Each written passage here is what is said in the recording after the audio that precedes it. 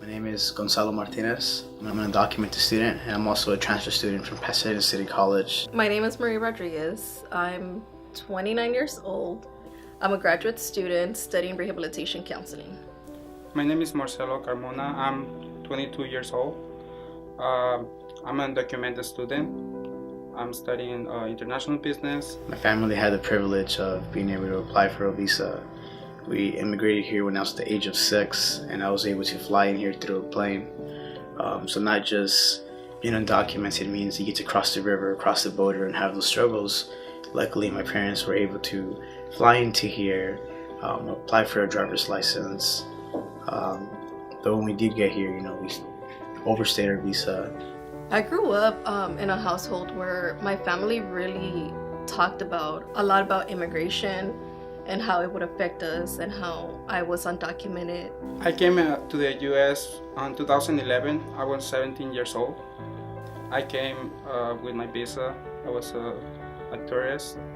I crossed the border with my visa and I got my permit for 6 months.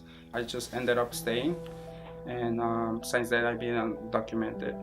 The moment that I finally did a trip to Washington D.C. with my Avid club back in high school, everyone went into the White House and I had to stay back outside. That's the moment I realized that I was undocumented. My whole life I knew that I was Mexican, but I never knew that I was actually undocumented until I was rejected and going into the White House. When I started applying for jobs, that's when it really hit me that I was different, that I didn't have something that other people did have.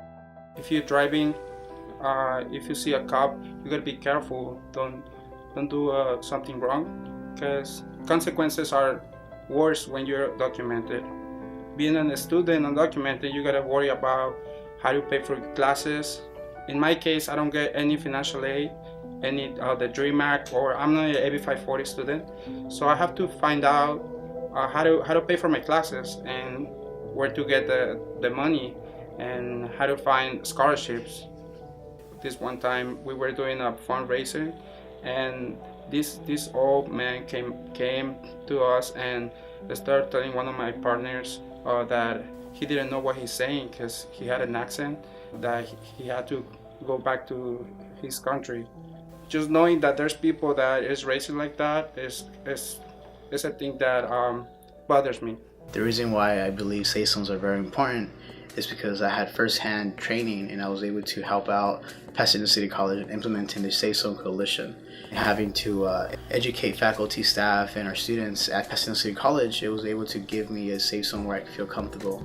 Now that I have transferred to Cal State LA, I want to go ahead and bring that into this university. Safe Zones is a training for staff, faculty, and administration to be able to, where they're going to get the training on how to work with students who are undocumented, where we talk about the history of migration, the different laws, language, and the resources that are available to these students.